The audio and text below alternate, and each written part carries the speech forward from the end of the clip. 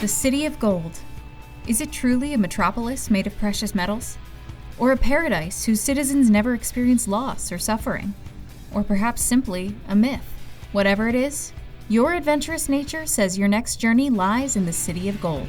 The city supposedly sleeps in the far-off western continent of Tyrol, where the daughter of the current Dawn servant, Wuklamot, has invited you to help her win a contest for the throne. The contest involves recreating the Dawn servant's initial journey in uniting Tyrol, with the first contestant to reach the City of Gold becoming his successor. Adventure awaits, but the next threat to the realm may be lurking in plain sight.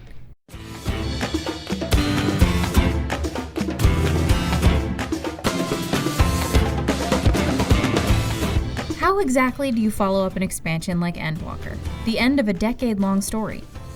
Well, according to Final Fantasy XIV Dawntrail, you don't. Dawntrail is billed as a summer vacation for the Warrior of Light, casting off the shackles of the finale for something of a new start in a new land.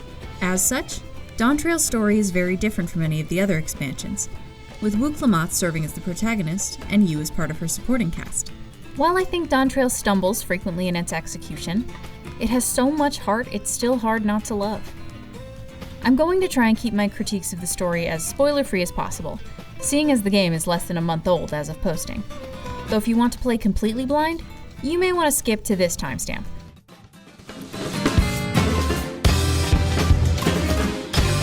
As previously mentioned, Dawntrail follows Wuklamot as she competes against 3 other claimants for the throne of Dawn Servant. First promise and biological son of current ruler Galul Jaja is Zoralja, who seeks to expand Tyrol's sovereignty across the world through war. Second promise, and Galul Jaja's adopted son, is Koana, who, after studying in Old Charleon, wants to improve the lives of the Tyrali through foreign technology and innovation, foregoing ancient traditions. Wuklamot is third promise and adopted daughter of the Dawn Servant, and wishes only to continue the peace Tyrol currently enjoys. Finally, winner of a tournament and rewarded with the chance to compete is Bakul Jaja, a blessed Mamulja possessed of 2 heads, who seeks to elevate his race above all others. While none of the claimants are ready or even suited to the role, it is imperative that neither Zoralja nor Bakul Jaja are allowed to take the throne. So the scions of the 7th Dawn step in to meddle in foreign politics once again. I love stories where the main character isn't necessarily the protagonist, and, like Final Fantasy X before it, Dawntrail fully commits to this idea. Wuklamot is very naive and grows a lot over the course of the journey, though there are times where it feels like she's learning basically the same lesson more than once. The only time I desperately wanted the plot to just move forward was a section where you follow Erenville just before the first trial that goes on for way too long. I just want to fight a cool thing, dang it! There's also one point in the story where the quest completed and accepted jingles can really ruin the somber mood. Dawntrail is a very messy story with wonky pacing, and once you hit about level 97, it feels like it becomes a different story altogether. There's way too much packed between levels 99 and 100 especially. It's loosely held together by a theme of understanding and the central character of Wuklamot, but I think these 2 disparate parts could have been blended together much better. As it is, this final act really comes out of nowhere, though it is a highlight of the overall adventure, with some emotional gut punches and touches that feel like they could only be done in a video game. While I love Wuklamot with all my heart, I also think she takes a little too much of the focus. The twins, Kryl, and Erenville also join her retinue, but it feels like they're only there to fill out the duty support, with Alphino especially taking a backseat. Kryl does have a secondary plot thread all about her, which is really great as she's one of my favorite scions, but even she feels occasionally forgotten by the plot. Given what happens in the final act, more focus really should have been put on Kryl and Erenville, and perhaps Alice as well. I thought the game was building up to something with her, but she's actually just replaced by G'raha Tia in the final hours for some reason. I like G'raha a lot, but it felt like he was just shoved in because he's a fan favorite. Also, where's the objectively best scion, Tataru? And it's a huge missed opportunity not to include Gosetsu in some fashion since he's on his pilgrimage. It feels nothing like a summer vacation, but its return to politics after 2 expansions focused mostly on cosmic threats from beyond the stars is refreshing and interesting. I also love the Americas inspiration, with different areas drawing on both South and North American cultures. Though the Wallachie gear set feels insensitive, to say the least, especially given the expansion's themes of understanding, coexistence, and a particular area that's somewhat against colonialism or appropriation. I wouldn't mind Square removing that set from the game, or replacing it with something, though the same could be said for certain cash shop items.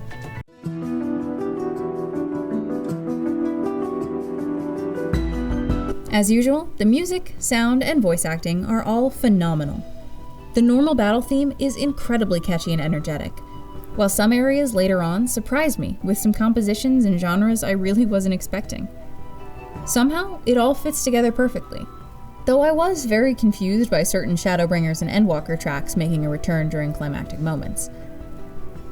I played as the new job, Viper, for this expansion, and, while we'll get into how it plays in a bit, its attack sound effects are incredibly satisfying and crunchy.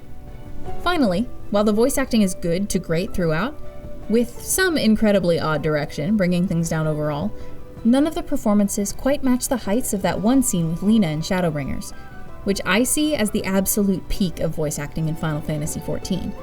Still, I want to draw special attention to Senna Breyer's performance as Wook Lamont. She's rough around the edges, but it fits the character to a T, so much so that I hope the character and actress stick around for the foreseeable future, even after Dawntrail's patches are behind us. She's just that charming. It's great to see a trans actress play a presumably cis character, and I hope Square Enix will cast more queer people and create more queer characters who don't just appear in the background. On the road to the City of Gold, you'll be doing the usual quest objective for Final Fantasy XIV, namely talking to NPCs to advance the story, with normal enemy battles, dungeons, solo duties, and trials mixed in occasionally. I think the ratio of talking and fighting could be balanced a bit better, but when you do get to battle, it's still a lot of fun. The dungeons and trials are all awesome, with a ton of visual variety too, though I find it odd that the first boss of every dungeon is the hardest one. While the graphics update doesn't change much of how the game looks outside of the expansion, Tural clearly benefits from the extra little flourishes. There's some great solo duties, and learning Viper was a blast. So much so, it's probably my favorite job to play now. It's fast and busy, making it incredibly satisfying once it clicks. And you can keep up the offensive even while you're dodging mechanics. It's what I loved about Stormblood Bard at a melee job, with buffs and debuffs to keep up, while making time for your most damaging skills and hitting all 6 of the job's positionals. While I haven't spent as much time with other jobs, I think my thoughts from the media tour still apply here. Most jobs feel the same, Ninja is fun for me now, Monk is confusing, I'll never remember what Astrologian's cards can do, and I yearn for the random bloodletter procs of bards yesteryear. The other job, Pictomancer, is still a blast too, even if I haven't leveled it yet. I'm sure jobs will be changed and tweaked throughout the expansion, and Monk will get completely reworked yet again eventually, but I'm mostly happy with where everything is now. I do think overall homogenization has caused the job fantasy of each class to be forgotten, so hopefully in the future they can regain their more unique traits.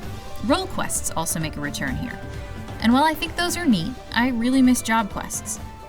The ones for Viper and Pictomancer serve as fantastic tutorials for their classes, and in general, I just want to check in with characters we haven't seen since Stormblood. Some of those stories don't feel like they've reached their proper resolutions, and I think a single quest for each job would go a long way towards re-engaging them with their history in the world. I don't think role quests should be removed, but having just a little thing focused on each individual job would be nice. In addition to switching to a new job this expansion, I also took advantage of the free Fantasia level 1 quest, to switch from Viera to Hrothgar. I like how my character turned out, but I will probably switch back to Viera, since I don't feel as connected to this version of her. Sadly, both races still have to deal with a glaring issue that I'm shocked we're still dealing with 5 years later. The lack of hats! I get that it's a monumental undertaking to rework all the headgear in the game to work with their unique head types. The team is just making more work for themselves in the future by not adding support for hats after these races and genders were introduced. I know I'm going to keep complaining until it's fixed, and at this point it just feels more and more ridiculous. The main reason I'm switching back from Hrothgar, however, is the fact that female Hrothgar only have 4 hairstyles per face type, meaning hairstyle is tied to faces. Again. I can't use any of the hairs I've unlocked over the years either.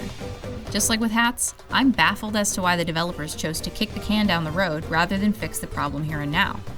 I know it took a while for female Viera to get those hairstyles and more, but even they started with way more than Femme Hrothgar are starting with here. Again, my only question is, why? Dawntrail may not live up to the lofty standards of Endwalker, Son's patch story, but it's still a great expansion. The story is interesting if poorly executed.